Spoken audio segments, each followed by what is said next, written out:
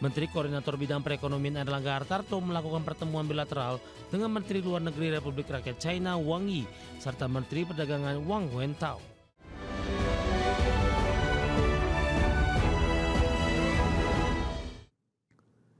Indonesia dan China kembali memperkuat kemitraan strategis khususnya di sektor perdagangan dan investasi berkelanjutan. Di mana investasi China di Indonesia senilai sekitar 2,5 miliar dolar Amerika yang diarahkan untuk mendukung pengembangan sektor industri strategis hingga memperkuat rantai pasok perdagangan kedua negara. Di sela-sela rangkaian agenda pembentukan World Artificial Intelligence Cooperation Organization atau WICO di Shanghai, China, Menteri Koordinator Bidang Perekonomian Erlangga Hartarto melakukan pertemuan bilateral dengan Menteri Luar Negeri Republik Rakyat China Wang Yi serta Menteri Perdagangan Wang Wentao. Pertemuan ini menjadi momentum penting untuk memperkuat kemitraan strategis Indonesia-Tiongkok di tengah dinamika ekonomi global dan pesatnya perkembangan teknologi. Bersama Menteri Luar Negeri Wang Yi, Indonesia fokus penguatan kerjasama ekonomi, perdagangan, investasi, pengembangan industri berbasis teknologi hingga kolaborasi di bidang artificial intelligence atau AI. Bilateral meeting dengan Menteri Perdagangan China, MOFCOM, yaitu Wang Wentao, di mana mengevaluasi dari kerjasama industri dan perdagangan, termasuk di dalamnya terkait dengan kerjasama di bidang digital. Indonesia sendiri dengan China, trade-nya mencapai tahun lalu mencapai 160 miliar, yaitu trade terbesar, dan investasi China ke Indonesia tahun kemarin yang langsung dari China adalah 7 billion, sedangkan yang melalui Hong Kong 10 billion. Jadi ini adalah betul-betul negara strategis bagi Indonesia.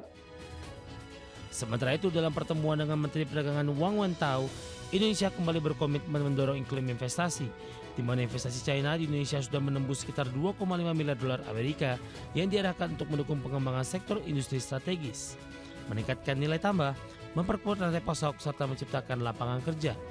Selain itu, Indonesia dan China juga sepakat mendorong kerjasama perdagangan yang saling menguntungkan. Dari Jakarta, Adex Cek.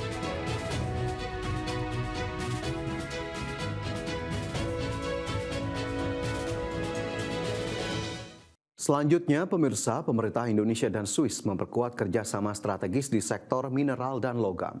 Melalui Memorandum of Understanding Enhanced Cooperation in the Minerals and Metals Sector, Indonesia ingin meningkatkan nilai tambah mineral strategis. Indonesia dan Swiss secara resmi menjalin kerjasama strategis dalam pengembangan industri mineral dan logam. Melalui penandatanganan Memorandum of Understanding atau MOU, Indonesia dan Swiss sepakat untuk memperkuat kerjasama Engage Cooperation in the Mineral and Metal Sector. Menteri Investasi dan Hilirisasi sekaligus CEO Danantara Rosan Roslani menyampaikan kerjasama Indonesia dan pemerintah Swiss ini menjadi momentum yang sangat penting dalam memperingati 75 tahun hubungan diplomatik dalam penguatan kemitraan kedua negara, sekaligus mendukung pengembangan investasi hilirisasi yang berkelanjutan.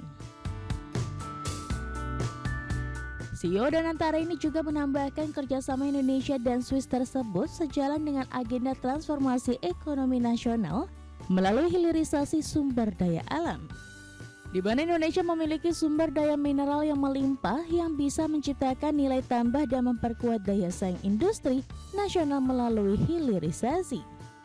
Sementara itu, Swiss merupakan mitra yang ideal dengan keunggulannya di bisnis teknologi, inovasi, berkelanjutan, pembiayaan, dan akses pasar global.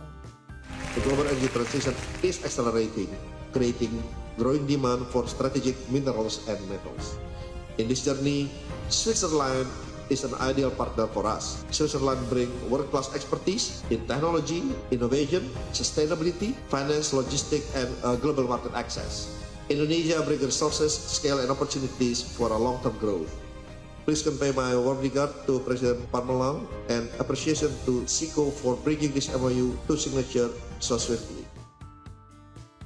Di sisi lain, pemerintah terus mendorong peningkatan nilai tambah mineral strategis melalui pengembangan industri pengolahan dan manufaktur berteknologi tinggi termasuk ekosistem baterai kendaraan listrik, energi terbarukan, dan industri hijau. Tim Liputan IDX Channel. Pemerintah dan DPR sepakat untuk membawa RUU Pusat Finansial Internasional Indonesia ke tingkat 2 untuk disahkan menjadi undang-undang. RUU PFI ini diharapkan menjadi upaya nyata dalam meningkatkan pertumbuhan ekonomi yang berkelanjutan serta meningkatkan daya saing Indonesia sebagai pusat keuangan internasional. Pemerintah bersama Komisi 11 DPR RI menyepakati rancangan undang-undang tentang Pusat Finansial Internasional Indonesia atau RUU PFII untuk dibawa ke sidang paripurna DPR untuk disahkan menjadi undang-undang. Ketua Komisi 11 Misbahun mengungkapkan seluruh fraksi telah menyetujui RUU PFII untuk dibawa ke tingkat 2 sesuai mekanisme yang berlaku. Setelah mendengarkan pandangan mini fraksi-fraksi di atas sebelumnya telah disampaikan, dapat kita simpulkan bahwa ke-8 fraksi di Komisi 11 DPR RI telah menyetujui RUU tentang PFII. Untuk itu selanjutnya dibawa pada tingkat pembicaraan tingkat 2 dalam rapat paripurna DPR RI. Ketua Panja RUU PFII sekaligus Wakil Ketua Komisi 11 DPR RI Muhammad Hekal mengungkapkan draft RUU PFII yang telah disepakati di tingkat pertama Komisi 11 DPR RI terdiri dari 10 bab dan 73 pasal. Panja berharap dengan diundangkannya RUU Pusat Finansial Internasional Indonesia ini dapat menjadi upaya nyata dalam meningkatkan pertumbuhan ekonomi yang berkelanjutan serta meningkatkan daya saing Indonesia sebagai pusat keuangan internasional. Kami berharap dengan diundangkannya RUU tentang PFI dapat menjadi upaya nyata dalam meningkatkan pertumbuhan ekonomi yang berkelanjutan, pemerataan pembangunan, perluasan lapangan kerja, serta pendalaman dan diversifikasi perekonomian nasional sekaligus sebagai bentuk kontribusi yang efektif terhadap sektor keuangan guna mewujudkan kesejahteraan seluruh rakyat Indonesia sebagaimana diamanatkan dalam Pancasila dan Undang-Undang Dasar Negara Republik Indonesia tahun 1945. Seperti diketahui, Komisi 11 DPR RI mulai membahas RUU PFII sejak 2 Juli 2026 melalui rapat kerja bersama pemerintah. Pembahasan RUU PFII merupakan tindak lanjut amanat pasal 248A Undang-Undang Nomor 4 Tahun 2026 tentang perubahan atas Undang-Undang Nomor 4 Tahun 2023 tentang penguatan dan pengembangan sektor keuangan. Jakarta, Tim Liputan IDX Channel. Menteri Keuangan Purbaya Yudi Sadewa mengungkapkan Pusat Finansial Internasional Indonesia dirancang bukan sekadar menjadi pusat aktivitas jasa keuangan, melainkan instrumen strategis untuk menghubungkan Indonesia dengan ekosistem keuangan internasional. Menurut Purbaya, pembentukan PFII juga merupakan amanat Undang-Undang Nomor 4 Tahun 2026 tentang perubahan atas Undang-Undang Nomor 4 Tahun 2023 mengenai pengembangan dan penguatan sektor keuangan. Nantinya Pusat Finansial Internasional Indonesia akan memfasilitasi pembiayaan sektor real, proyek strategis nasional, pembiayaan infrastruktur, pembiayaan iklim, dan pembiayaan berkelanjutan. Pemerintah menilai peningkatan akses pembiayaan tersebut akan mendorong investasi produktif, menciptakan lapangan kerja, serta memperkuat pertumbuhan ekonomi. Keberadaan PFII diharapkan dapat mempercepat transfer teknologi, meningkatkan kapasitas sumber daya manusia, dan memperluas kesempatan ekonomi bagi masyarakat Indonesia.